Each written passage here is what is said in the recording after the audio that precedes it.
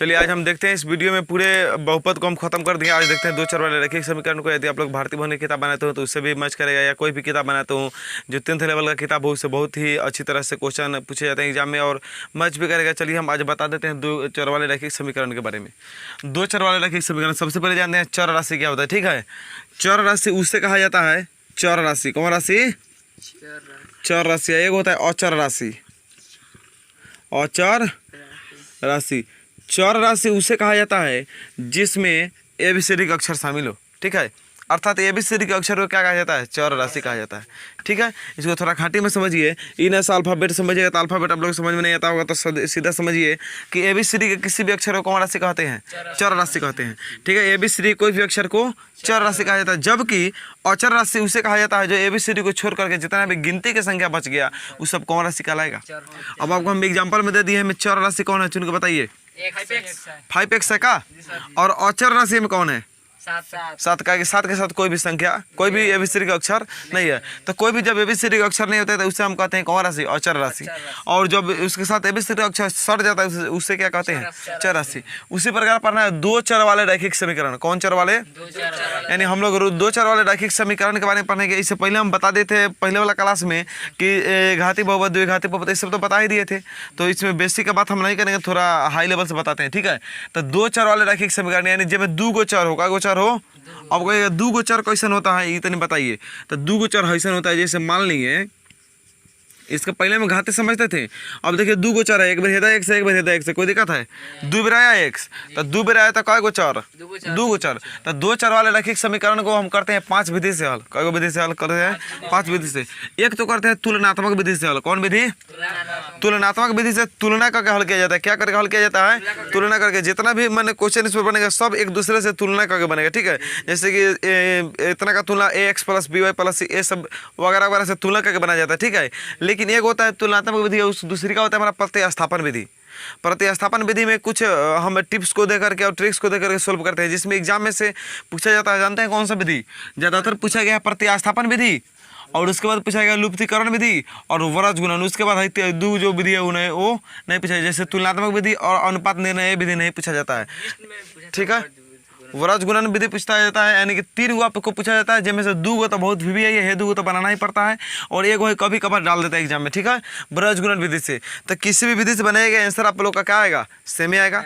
कौन विधि से बनाइए, 5 गो विधि होता है, 5 विधि से बनाइएगा सेम आंसर आएगा। एक क्वेश्चन खाली से बनाना चाहिए, सबका आंसर सेम रहेगा। जैसे कि मान लीजिए किसी आपको मुजफ्फरपुर जाना हो और कोई भी रास्ता से जाएगा तो यदि मुजफ्फरपुर जाने वाली रास्ता होगा तो सेम मुजफ्फरपुर पहुँचेगा, तनी दूर तनी लंगिच वही ना होता है। तो नज़दीकी और दूरी यही अंतर है। इसमें कोनो आसान पड़ेगा, कोनो थोड़ा जटिल पड़ेगा, लेकिन जटिल वो आप लोग को नहीं लगेगा जब समझ लीजिएगा तब। ठीक है, तो कौन कौन विधि हम लोग पढ़ेंगे तो इसमें पढ़ा देंगे हम आप लोग को प्रतिस्थापन विधि और लुप्तीकरण विधि। इस विधि को ना तो होगा तो ब्रज पढ़ा देंगे। ये दो को छोड़ देंगे कि एग्जाम में ऐसे क्वेश्चन नहीं पूछा जाता है। टाइम पास करने से फायदा नहीं है, बहुत कम समय है का। ठीक है, तो कौन विधि से बना दीजिएगा, नहीं उसमें एग्जाम में दिया रहता है स्पष्ट कि आप लोग प्रतिस्थापन विधि से हल कीजिएगा, आना तो ब्रज गुणन से हल कीजिएगा। स्पष्ट आपको बता देगा कि फलना विधि से हल आपको करना है। ठीक है, कोई दिक्कत? तो चर और अचर समझ में आ गया। ये 5 गो विधि से हल किया जाता है। कहा कि दो चर वाले रैखिक समीकरण कितने विधि से हल करते हैं? 5 विधि से। 4-5 नहीं, 5 विधि से हल करते हैं। ठीक है, 5 विधि में पहला विधि कौन है? तुलनात्मक विधि, प्रतिस्थापन विधि, लुप्तीकरण विधि, वरज गुणन विधि, अनुपात निर्णय विधि। ठीक है, कोई दिक्कत? तो इतने विधि से क्या करते हैं? दो चर वाले रैखिक समीकरण को हल करते हैं। इसमें कुछ शर्त होते हैं और शर्त को कैसे फॉलो करके हम बनाते हैं इसके बारे में अब तक देखते हैं। ठीक है, अब हम देखते हैं इसको दो चर वाले रैखिक समीकरण में कुछ शर्त बताए थे। ठीक है, कुछ शर्त के अनुसार हम क्वेश्चन को सोल्व करेंगे बहुत ही बेहतरीन तरीके से। समझते हैं पहले क्या शर्त है। शर्त है कि ए बटा डी, देखिए इसको तो कहते हैं हम बराबर। क्या कहते हैं? बराबर। इंग्लिश में इसको कहा जाता है इक्वल टू बोला जाता है। क्या बोला जाता है? इक्वल टू, यानी लोग ऐसे इक्वल टू बोल जाता है, लेकिन इसको बोलना चाहिए इक्वल टू। क्या बोलना चाहिए? Equal to. यानी अब ऐसे बोलते के भाषा हम लोग इक्वल टू भी बोल देते हैं का, जो आता है वहीं फेंक देते हैं हम लोग, लेकिन इसको इक्वल टू बोलना चाहिए। ठीक है, तो इक्वल टू ए बटा डी नॉट, ये तो इक्वल टू यहाँ पर कर देंगे तो हो जाएगा नॉट इक्वल टू। क्या हो जाएगा? अगर भाषा में आएंगे तो नॉट इक्वल टू होगा। ठीक है, लेकिन ऐसे पढ़ेंगे हम लोग तो चलेगा, कोई दिक्कत नहीं है। नॉट इक्वल टू भी पढ़ सकते हैं। ए बटा डी और नॉट इक्वल टू क्या पढ़ेंगे? नॉट इक्वल टू बी बटा ई। यदि ए बटा डी या नॉट इक्वल टू बी बटा ई आ जाए ना तो उस शर्त में हल की संख्या क्या होता है? एक एक हल होगा, क्या हल होगा, एगो। और क्वेश्चन होगा अविरोधी, अ माने ना विरोधी माने नहीं विरोध करेगा, ये कम से कम हल होगा, उससे ज़्यादा हल उसको होने वाला नहीं है। उसके बाद दिया जाता है ए बटा डी बराबर बी बटा ई बराबर सी बटा एफ, यानी तीनों यदि आपस में बराबर आ जाए तब उसका हल होगा आश्रित। क्या हल होगा, और उसका अनगिनत युग्म का नाम होगा आश्रित, और उसका अनगिनत हल होगा। क्या हल होगा, तो कहा कि आश्रित के कितने हल होते हैं, अनगिनत हल होते हैं, और अनगिनत के युग्म का नाम क्या है, आश्रित है। अनगिनत के लिए शर्त क्या होता है, ए बटा डी बराबर बी बटा ई बराबर सी बटा, यानी आपस में सब बराबर होता है। क्या होता है, आपस में बराबर। उसके बाद ए बटा डी बराबर बी बटा ई नॉट इक्वल टू सी बटा एफ, तो कोई हल नहीं होगा।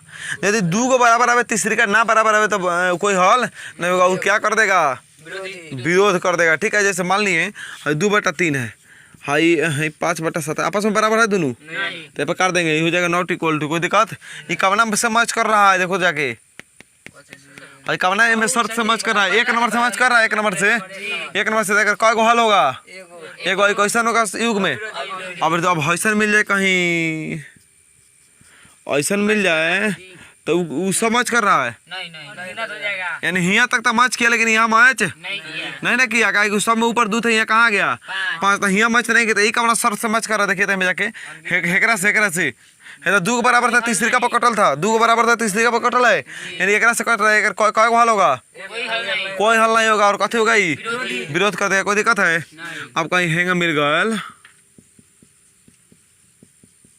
ये बोलिए क्या होगा, क्या है, ये बराबर है सब आपस में, अरे कहता है बराबर है, 5 दूनी 2 दूनी 3 दूनी सब तो बराबर है आपस में, तो बराबर हो गया कौन शर्त पर, कुछ ना तो ऊपर 1 हुआ, तो 1/2 सब बराबर है ना, तो सब बराबर तो कौन हल, कय गो हल, अनगिनत हल। कोई दिक्कत है इसमें। मान ली ऐसे 5/6 रहता है, अब बराबर नहीं 2/3 है जाते, बराबर नहीं है, कटना वाला नहीं है, ये पे काट देंगे, कहेंगे नॉट इक्वल टू, यानी ना बराबर। कोई दिक्कत आ जाएगा बनाने। चलिए, तो इस शर्त को नोट कर लीजिएगा बढ़िया से, और नोट करके अब बढ़िया से तनी 1-2 बार लिख लीजिएगा, याद कर लीजिएगा, आसानी रहेगा क्वेश्चन बनाने में, कोई दिक्कत नहीं होगा। याद नहीं होगा तो क्वेश्चन हो तो बनबे करेगा, मगर समझ में नहीं आएगा, दिमागों में ना ढुकेगा। वो मान को याद कर लीजिएगा। उसके बाद इस क्वेश्चन को देखते हैं कि 3x - 2y + 1 बराबर क्या है, 0 है। ठीक है, जहाँ पे क्वेश्चन में बोलता है स्पष्ट कि x बराबर 1 रख लेना है, क्या रखना है। अब बताइए, एगो मान हम रखेंगे तो दूसरे का अपने आप मालूम चल जाएगा।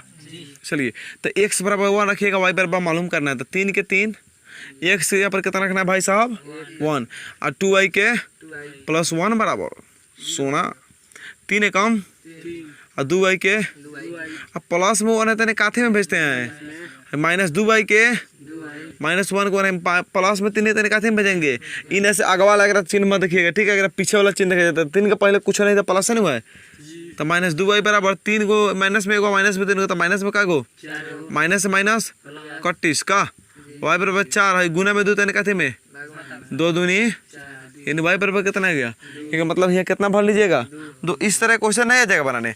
अब मान लिया x बराबर 2 देगा, चाहे y बराबर कुछ देगा, तो जेते सुनिए, हम मान लिया x बराबर 1 दिया, हम x बराबर अगर मन करता 5 देगा, कितना रखते 3 गुने 5 का। अच्छा, कह देता कि y के जगह पर हमारा 6 रखता है, x को छोड़ देते, y के जगह पर कितना रख देते 6 रख के ओकर बाद बना देते, अनुजाक बनाने। जैसे कहा कि क्वेश्चन इसमें जितना भी क्वेश्चन उसको सोल्व कीजिएगा, हम बना के बताइए दिए का, इस टाइप के जितने भी क्वेश्चन उसको सोल्व करने का प्रयास कीजिए, नहीं आता है तो हम बताइए, हम देख लेते हैं। ठीक है, उसके बाद इस क्वेश्चन में क्या है, वहीं सेम क्वेश्चन है, उसके बाद क्वेश्चन कुछ अलग नहीं है। ठीक है, वह x बराबर पहले 1 था, अब x को नहीं रखना, खाली y की जगह पर कितना रख देना है 5। क्वेश्चन बाद सेम पहले नोट कर लिया जाए, नहीं तो भाग जाएगा।